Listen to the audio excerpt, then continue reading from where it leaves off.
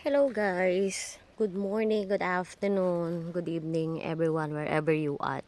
Today is July 26, Saturday, 9:39 a.m. Syempre nandito na naman tayo sa garden. At habang namamasyal ako dito, nakita ko yung ibang kamatis namin na naghihingalo. Dahil sa sobrang bigat. Hindi na mabuhat ng puno dahil sa sobrang bigat ng kamatis. Tingnan nyo naman lalaki. Ang lalaki, 3 pa yan. So, malapit na siyang maputol. Hindi na kinakaya ng puno. Papakita ko sa inyo ito. Meron siyang 3 malalaking bunga dito. At yung sanga niya, napuputol natin na nyo, oh. Ayan, oh. Hindi na kayang dalhin sa sobrang bigat. Ayan, oh, nayuyupi na. So, kailangan natin siyang itali dito sa poste niya para hindi masyadong mabigatan yung puno. Tara, samahan nyo ako.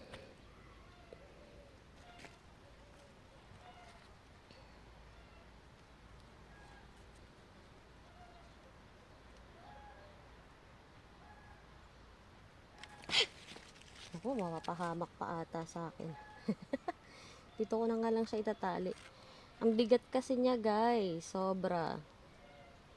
Siguro sa 3 piraso na to, nasa kalahating kilo na.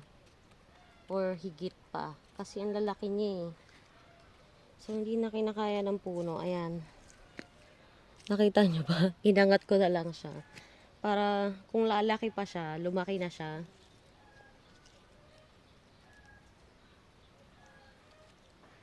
Or kung ganyan na siya kalaki, hintay na lang namin siyang mahinog.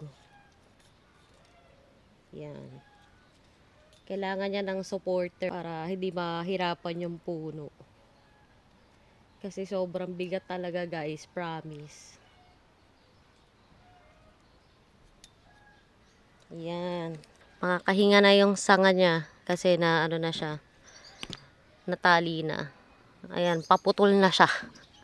Actually, asa na yun? Bakit ang labo? Hindi makita. Anyway, proceed tayo sa isa pa nating puno. Ayan siya. Meron pa doon. Iaangat din natin siya para hindi mahirapan yung puno. Hirap na siya yung palaglag na. Charot. Patali lang natin.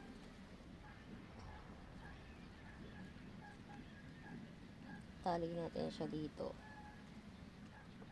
Para hindi mahirapan. Pangit ng tali ko. Bahala ka na dyan. Basta naglagay lang ako ng support sa bunga para hindi mahirapan ang puno. Pwede na yan. Meron pang isa dito. Gusto ko rin siyang itali. Eto dito. Bago pa siya bumigat ng tuluyan. Kasi natumba na yan, eh. Natumba na itong puno na to. Natumba na siya nung isang araw. Tinalian lang ni Martin. Kasi nga sa sobrang bigat ng bunga.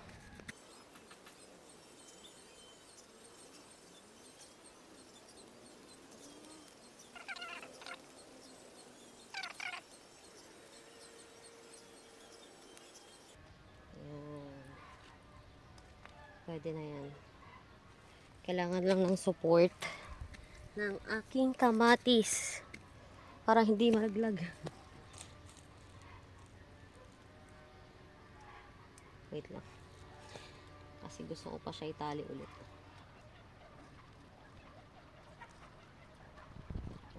Yan. Tapos, meron pa dito, guys. Actually, ang dami talaga nilang patubo ngayon, ang lalaki. Kaya iniingat-ingatan talaga namin yan, eh. Kasi mahilig kami kumain yan ng asawa ko. Kinakain namin siya ng hilaw. Masarap siya, guys, malinamnam.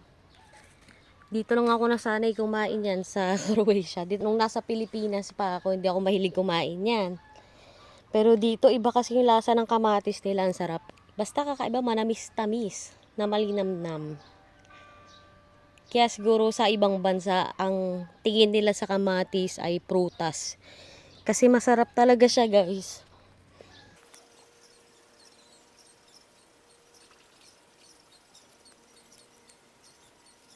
Yan, kailangan ng support system ang ating kamatis.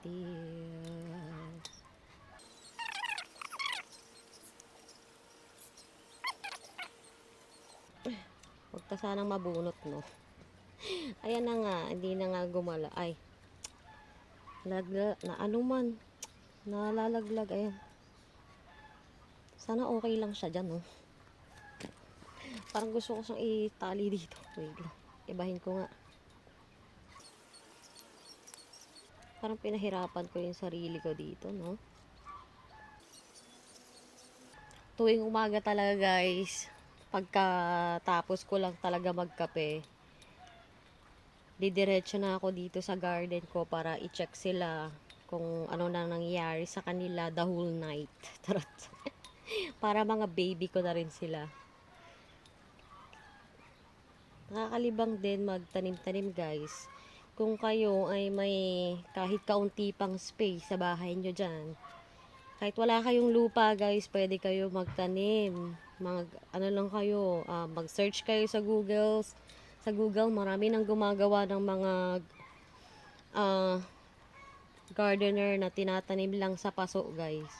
Yung iba nga, mas prepare pa nila magtanim sa paso kasi dun sila sanay. Ayan. Okay na yan, hindi na mabibigatan ang aking kamati, ang puno. Ay, nako. Yan. Check pa tayo sa ibang bunga. Napakadami niyan, guys, promise. Marami pa kami hihintayin.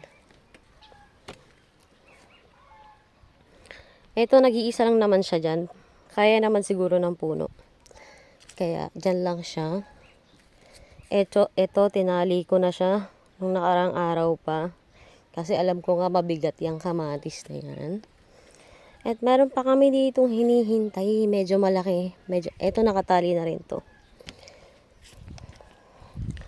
Ayan. Malapit na yun. Mga ilang araw na lang pwede na naming harvestan yan. Yung isa dito, okay pa naman sila dyan. May tali naman sila kahit papano. Ito din. Ayan. Yun lang, guys. Shinare ko lang. Meron pa dito madami pa. Ayan. Kaso ito kasing kamatis na to, hindi naman sila masyadong lumalaki. Parang ayan na yung pinaka-size nila. Marami pa yan sila doon. Nag-aabang. Mga, siguro, sabay-sabay na naman silang ha-harvestin. Paldo na naman tayo dyan. Yun lang, guys. Share ko lang. Kung nag-enjoy kayo sa video na to, please like, share, and comment na rin kayo kung ano pa yung mga isasuggest nyo sa garden ko. Yun lang, guys. Maraming salamat. Have a great day.